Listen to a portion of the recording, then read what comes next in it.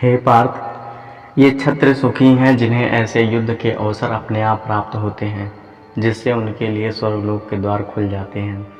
विश्व के परम गुरु भगवान कृष्ण अर्जुन की इस प्रवृत्ति की भर्त्सना करते हैं जब वह कहता है कि उसे युद्ध में कुछ भी तो लाभ नहीं दिख रहा है, इससे नरक में शाश्वत वास करना होगा।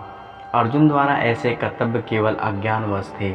वह अपने स्वधर्म के आचरण में हिंसक बनना चाह रहा था, किंतु एक क्षत्रिय के लिए युद्ध में स्थित हो करके इस प्रकार अहिंसक बनना मूर्खता का दर्शन है। पराशर स्मृति में व्यासदेव के पिता पराशर ने कहा है कि क्षत्रिय का धर्म है कि वह सभी क्लेशों से नागरिकों की रक्षा करे, इसीलिए उसे शांति तथा व्यवस्था बनाए रखने के लिए हिंसा करनी पड़ती है। अतः उसे शत्रु राजाओं के सैनिकों को जीतकर धर्मपूर्वक संसार पर राज्य करना चाहिए। यदि सभी पक्षों पर विचार करें तो अर्जुन को युद्ध से विमुख होने का कोई कारण नहीं था। यदि वह शत्रुओं को जीतता है तो राज्य करेगा, और यदि वह युद्ध भूमि में मरता है तो स्वर्ग को जाएगा, जिसके द्वारा उसके लिए स्वर्ग के द्वार खुल जाएंगे। युद्ध करने से उसे दोनों तरफ से लाभ होगा। किंतु यदि तुम युद्ध करने के स्वधर्म को संपन्न नहीं करते हो तो तुम्हें निश्चित रूप से अपने कर्तव्य की उपेक्षा करने का पाप लगेगा और तुम योद्धा के रूप में भी अपना यश खो दोगे। अर्जुन विख्यात योद्धा था, जिसने शिव आदि अनेक देवताओं से युद्ध करके यश अर्जित किया था। शिकारी के वेश में शिव जी से युद्ध करके तथा उन्हें हराकर अर्जुन ने उन्हें प्रसन्न किया था और वर के रूप में पाशुपात्र शस्त्र प्राप्त किया था। सभी लोग जानते थे कि वह एक महान योद्धा है। स्वयं द्रोणाचार्य ने उसे आशीष दिया था, एक विशेष अस्त्र प्रदान किया था जिससे कि वह अपने गुरु का भी वध कर सकता है। इस प्रकार वह अपने धर्मपिता एवं स्वर्ग के राजा इंद्र समेत अनेक अधिकारियों से अनेक युद्धों के प्रमाण पत्र प्राप्त कर चुका था। किंतु यदि वह इस समय युद्ध का परित्याग करता है तो वह न केवल क्षत्रिय धर्म की उपेक्षा का दोषी होगा, अपितु उससे यश की भी हानि होगी। वह नरक जाने के लिए अपना मार्ग तैयार कर लेगा। दूसरे शब्दों में वह युद्ध करने से नहीं अपितु युद्ध से पलायन करने के कारण नरक का भी भागी होगा। लोग सदैव तुम्हारे अपयश का वर्णन करेंगे और सम्मानित व्यक्ति के लिए अपयश मृत्यु से भी बढ़कर है। जब अर्जुन के मित्र तथा गुरु के रूप में भगवान कृष्ण अर्जुन को युद्ध से विमुख न होने का अंतिम निर्णय देते हैं तो वो कहते हैं, अर्जुन, यदि तुम युद्ध प्रारंभ होने के पूर्व ही युद्ध भूमि छोड़ देते हो तो लोग तुम्हें कायर कहेंगे, और यदि तुम सोचते हो कि लोग गाली देते रहें किंतु तुम युद्ध भूमि से भागकर अपनी जान बचा लोगे तो मेरी सलाह है कि तुम्हें युद्ध में मर जाना ही श्रेयस्कर होगा। तुम जैसे सम्माननीय व्यक्ति के लिए अपकीर्ति मृत्यु से भी बुरी है, अतः तुम्हें प्राण भय से भागना नहीं चाहिए। युद्ध में मर जाना ही श्रेयस्कर होगा। इससे तुम मेरी मित्रता का दुरुपयोग करने तथा समाज में अपनी प्रतिष्ठा खो देने के अपयश से बच जाओगे। अतः अर्जुन के लिए भगवान का अंतिम निर्णय था कि वह संग्राम से पलायन न करे, अब तो युद्ध में मरे। जिन जिन महान योद्धाओं ने तुम्हारे नाम तथा यश को सम्मान दिया है वे सोचेंगे कि तुमने डर के मारे युद्ध भूमि छोड़ दी और इस तरह से तुम तुच्छ मानेंगे। भगवान कृष्ण अर्जुन को अपना निर्णय सुना रहे हैं। तुम यह मत सोचो कि दुर्योधन, कर्ण तथा अन्य समकालीन महारथी यह सोचेंगे कि तुमने अपने भाइयों तथा पितामह पर दया करके युद्ध भूमि छोड़ी।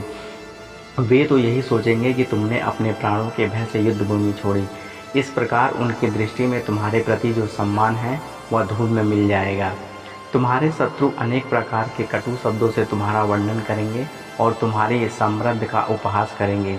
तुम्हारे लिए इससे दुखदायी और क्या हो सकता है। प्रारंभ में ही भगवान कृष्ण को अर्जुन ने आयाचित दयाभाव का आश्चर्य हुआ था और उन्होंने इस दयाभाव को अनालोचित बताया था।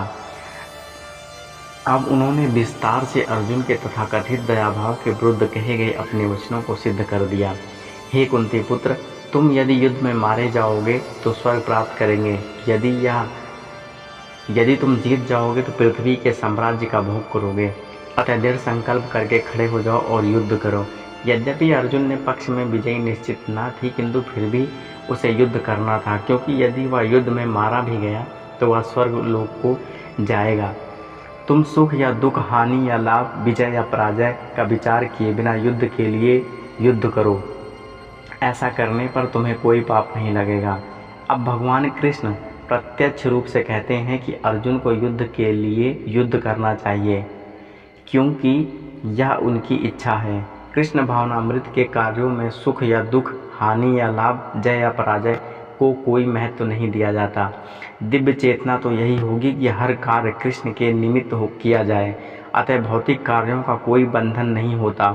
जो कोई सतोगुण या रजोगुण के अधीन होकर के अपनी इंद्रिय तृप्ति के लिए कर्म करता है, उसे अच्छे या बुरे फल प्राप्त होते हैं। किंतु जो कृष्ण भावनामृत के कार्यों में अपने आप को समर्पित कर देता है, वह सामान्य कर्म करने वाले के समान किसी का कृतज्ञ या ऋणी नहीं होता। भागवत में कहा गया है,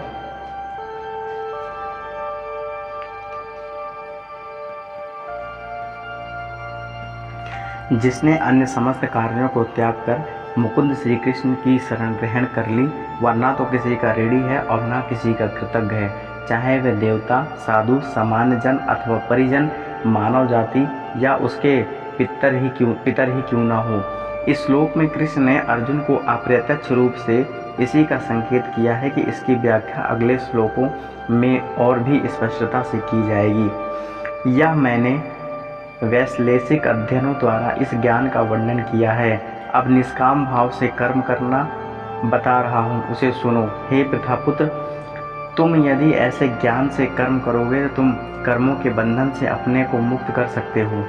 वैदिक कोश निरुक्तर के अनुसार सांख्य का अर्थ है विस्तार से वस्तुओं का वर्णन करने वाला, तथा सांख्य उस दर्शन के लिए प्रयुक्त मिलता है जो आत्मा की वास्तविक प्रकृति का वर्णन करता है। और योग का अर्थ है इंद्रियों का निग्रह। अर्जुन का युद्ध न करने का प्रस्ताव इंद्रिय तृप्ति पर आधारित था।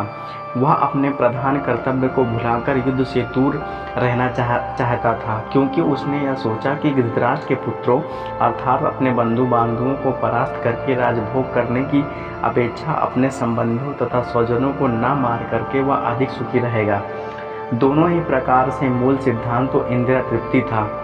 उन्हें जीतने से प्राप्त होने वाला सुख तथा स्वजनों को जीवित देखने का सुख, ये दोनों इंद्रिय तृप्ति के धरातल पर एक हैं, क्योंकि इससे बुद्धि तथा कर्तव्य दोनों का अंत हो जाता है। अतः कृष्ण ने अर्जुन को बताना चाहा कि वह अपने पितामह के शरीर का वध करके उनके आत्मा को नहीं मारेगा। उन्होंने यह बताया कि उनके सहित सारे जीव शाश्वत प्राणी हैं। वे भूतकाल में प्राणी थे, वर्तमान में प्राणी रूप में हैं और भविष्य में भी प्राणी बने रहेंगे, क्योंकि वह हम सब शाश्वत आत्मा हैं। हम विभिन्न प्रकार से केवल अपना शारीरिक परिधान बदलते रहते हैं और इस भौतिक वस्त्र के बंधन से मुक्ति के बाद भी हमारी प्रथा सत्ता बनी रहती है।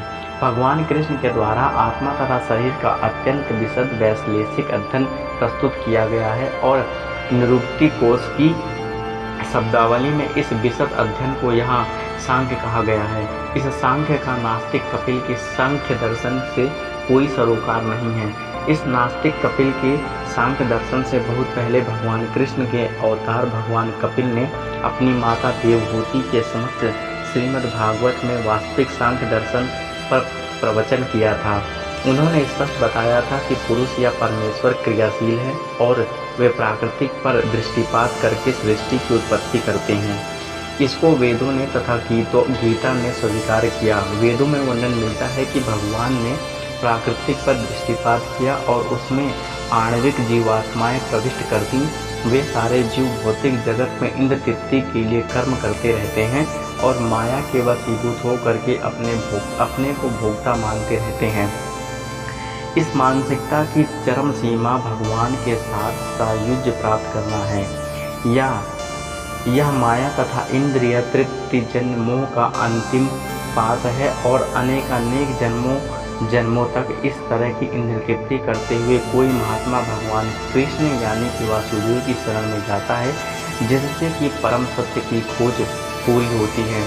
अर्जुन ने कृष्ण की शरण ग्रहण करके पहले ही उन्हें गुरु रूप में स्वीकार कर लिया था। फलस्वरूप कृष्ण अब उसे बुद्धि योग या कर्म योग की कार्य विधि बताएंगे, जो कृष्ण की इंद्रिय तृप्ति के लिए किया गया भक्ति योग है। यह बुद्धि योग अध्ययन 10 के 10वें श्लोक में वर्णित है, जिसमें इसे उन भगवान के साथ प्रत्यक्ष संपर्क बताया गया है जो सबके हृदय में परमात्मा रूप में विद्यमान है, किंतु ऐसा संपर्क भक्ति के बिना संभव नहीं है। अतः जो भगवान की भक्ति या दिव्य प्रेमा भक्ति में या कृष्ण भावनामृत में स्थिर होता है, वही भगवान की विशिष्ट कृपा से बुद्धि योग की वह अवस्था प्राप्त कर पाता है। अतः भगवान कहते हैं कि जो लोग दिव्य प्रेमवश भक्ति में निरंतर लगे रहते हैं, उन्हें ही वे भक्ति का विशुद्ध ज्ञान प्राप्त करते हैं। इस प्रकार भक्त सरलता से उनकी चिदानंदमय धाम में पहुंच सकते हैं। इस प्रकार इस श्लोक में वर्णित बुद्ध योग भगवान कृष्ण की भक्ति है, और यहाँ पर उल्लेखित सांख्य शब्द का नास्तिक कपिल द्वारा प्रतिपादित अनिवार्यवादी सांख्य योग से कुछ भी संबंध नहीं है। अतः किसी को यह भ्रम नहीं होना चाहिए कि यहाँ पर उल्लेखित सांख्य योग तथा अनिर्वादी सांख्य से किसी प्रकार का संबंध है। ना ही उस समय उनके दर्शन का कोई प्रभाव था, और ना कृष्ण ने ऐसी ईश्वरहीन दार्शनिक कल्पना का उल्लेख करने की चिंता की है। वास्तविक सांख्य दर्शन का वर्णन भगवान कपिल द्वारा श्रीमद् भागवत में हुआ है, किंतु वर्तमान प्रकरणों में उस सांख्य से भी कोई सरोकार नहीं है।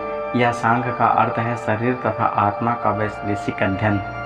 भगवान कृष्ण ने आत्मा का वैश्लेषिक वर्णन अर्जुन को बुद्धि योग या कर्म योग तक लाने के लिए किया है।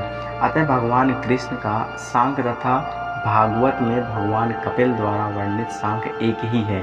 ये दोनों भक्ति योग हैं।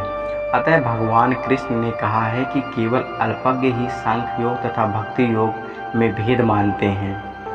निस्संदेह अनिश्वरवादी सांख्य योग का भक्ति योग से कोई संबंध नहीं है, और फिर भी बुद्धिहीन व्यक्ति का दावा है कि भागवत गीता में अनिश्वरवादी सांख्य का ही वर्णन हुआ है। अतः मनुष्य को यह जान लेना चाहिए कि बुद्धि योग का अर्थ कृष्ण भावनामृत में पूर्ण आनंद तथा भक्ति के ज्ञान में कर्म करना है। जो व्यक्ति भगवान की तृप्ति के लिए कर्म करता है, चाहे वह कर्म कितना भी कठिन क्यों न हो, वह बुद्धि योग के सिद्धांत के अनुसार कार्य करता है और दिव्य आनंद का अनुभव करता है। ऐसी दिव्य व्यवस्था के कारण उसे भागवत कृपा से स्वतः संपूर्ण दिव्य ज्ञान प्राप्त हो जाता है, और ज्ञान प्राप्त करने के लिए अतिरिक्त श्रम किए बिना ही उसे पूर्ण मुक्ति हो जाती है। कृष्ण भावना भावित कर्म तथा फल प्राप्ति की इच्छा से किए गए कर्म में विशेषताएं पारिवारिक या भौतिक सुख प्राप्त करने के इंद्रिय के लिए किए गए कर्म में प्रचुर अंतर होता है। अतः बुद्धि योग हमारे द्वारा संपन्न कार्य का दिव्य गुण है। इस प्रयास में ना तो हानि होती है ना ही हास, अपितु इस पथ पर की गई अल्प प्रगति भी महान भय से रक्षा कर सकती है। कर्म का सर्वोच्चम दिव्य गुण है।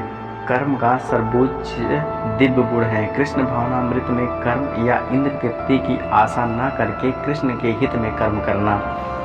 ऐसे कर्म का लघु आरंभ होने पर भी कोई बाधा नहीं आती, न कभी इस आरंभ का विनाश होता है। भौतिक स्तर पर प्रारंभ किए जाने वाले किसी भी कार्य को पूरा करना होता है, अन्यथा सारा प्रयास निष्फल हो जाता है।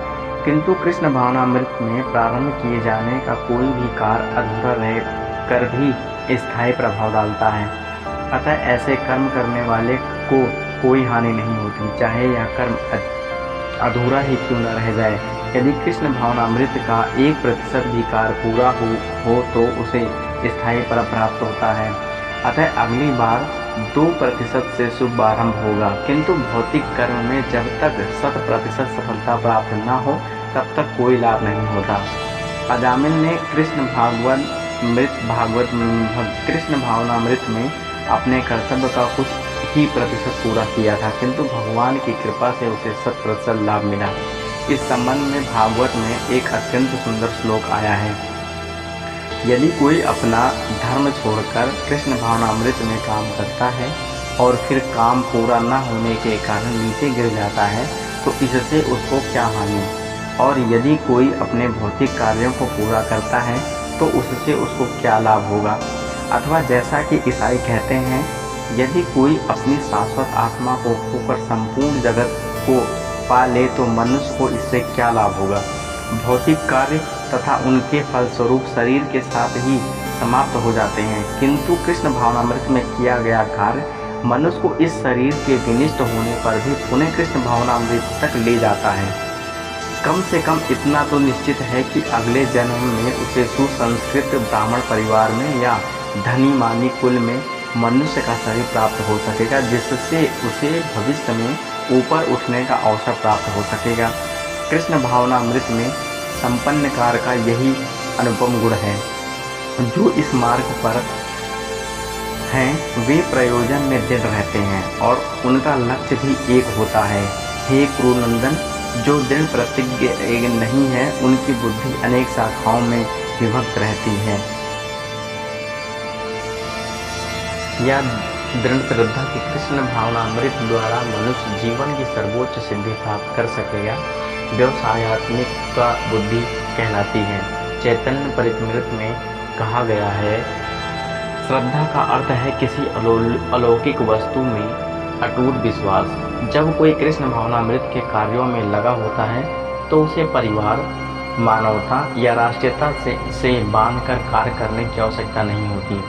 पूर्व में किए गए शुभ अशुभ कर्मों के फल की उसे साकाम कर्मों में लगे रहते हैं। जब कोई कृष्ण भावनामृत में संलग्न हो तो उसे अपने कार्यों के शुभ फल के लिए प्रयत्नशील नहीं रहना चाहिए।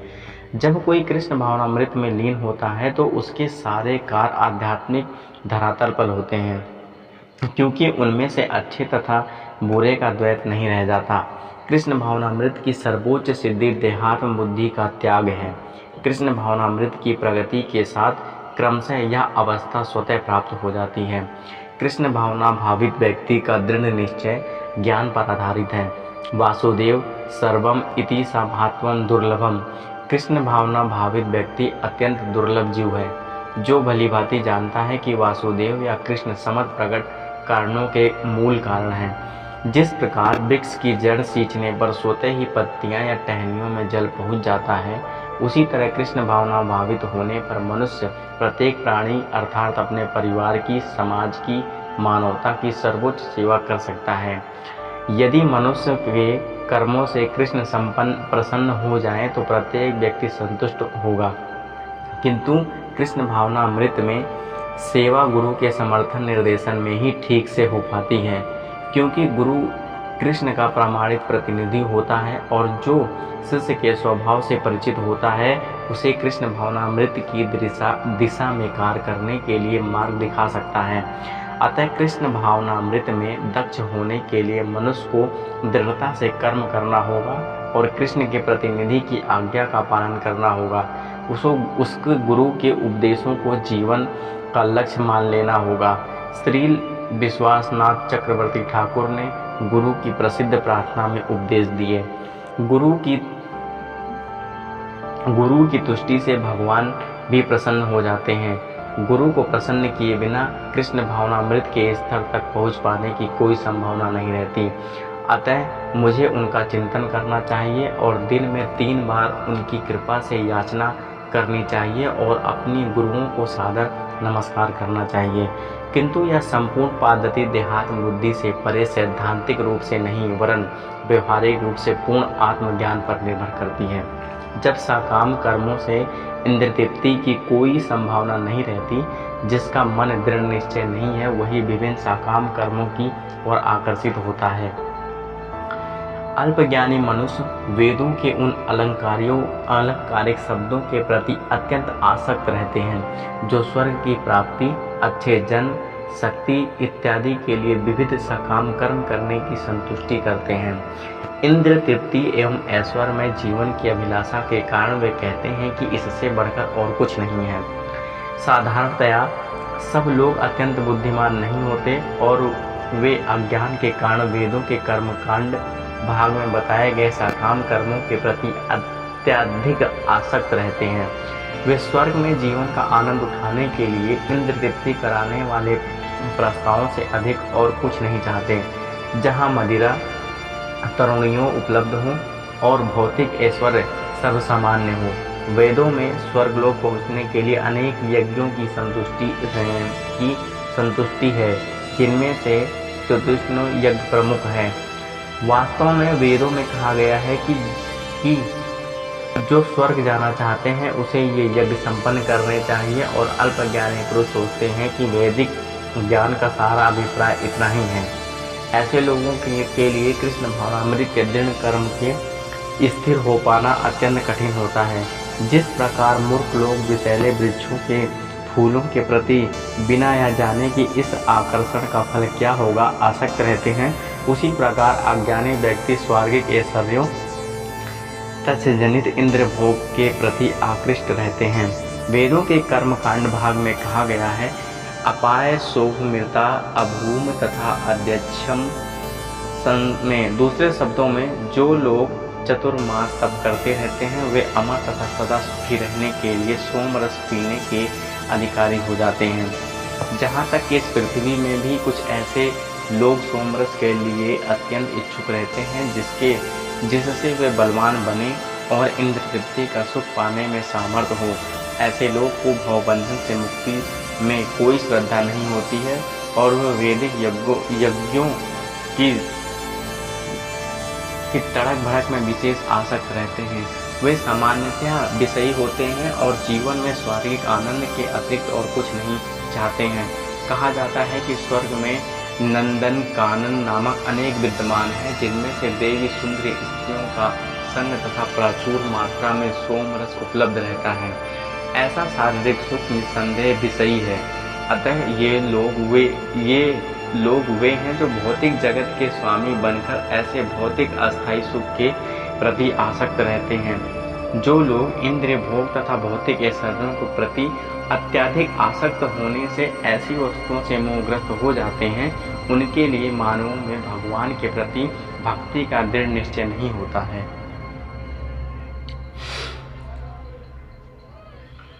समाधि का अर्थ है स्थिर मन। वैदिक शब्दकोश निरुक्ति के अनुसार जब मन आत्मा को समझने में स्थिर रहता है तो उसे समाधि कहते हैं। जो लोग इंद्र भोग में रुचि रखते हैं अथवा जो ऐसी क्षणिक वस्तुओं से मोहग्रस्त हैं, उनके लिए समाधि कभी भी संभव नहीं है। माया के चक्कर में पड़कर वे न्यूनाधिक पतन को प्राप्त होते हैं। वेदों में मुख्यतया प्राकृतिक के 3 गुणों का वर्णन हुआ है। हे अर्जुन, इन तीनों गुणों के ऊपर उठो, समस्त दैत्यों और लाभ तथा सुरक्षा की सारी चिंताओं से मुक्त होकर आत्मपरायण बनो। सारे भौतिक कार्यों में प्राकृतिक के 3 गुणों की क्रिया तथा प्रतिक्रियाओं निहित होती हैं। इनका उद्देश्य कर्म फल होता है, जो भौतिक जगत में बंधन का कारण है।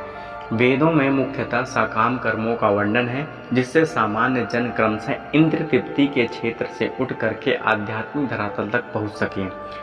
कृष्ण अपने शिष्य तथा मित्र के रूप में अर्जुन को सलाह देते हैं कि वह वेदांत दर्शन के आध्यात्मिक पद तक उठे, जिसका प्रारंभ ब्रह्मा जिज्ञासा अथवा परम आध्यात्मिक का प्रश्नों से होता है। कृष्ण अपने शिष्य तथा मित्र के रूप में अर्जुन को सलाह देते हैं कि वह वेदांत दर्शन के आध्यात्मिक पद तक ऊपर उठे, जिसका प्रारंभ ब्रह्मा जिज्ञासा अथवा परम आध्यात्मिकता पर प्रश्नों से होता है। इस भौतिक जगत में सारे प्राणी अपने अस्तित्व के लिए कठिन संघर्ष करते रहते हैं। उनके लिए भगवान ने इस भौतिक जगत की सृष्टि करने के पश्चात वैदिक ज्ञान प्राप्त किया, जो जीवन यापन तथा भव बंधन से छूटने का उपदेश देता है। जब इंद्रिय तृप्ति के कार्य तथा कर्म कांड समाप्त हो जाते हैं तो उपनिषदों के रूप में भागवत साक्षात्कार पर अवसर प्रदान किया जाता है।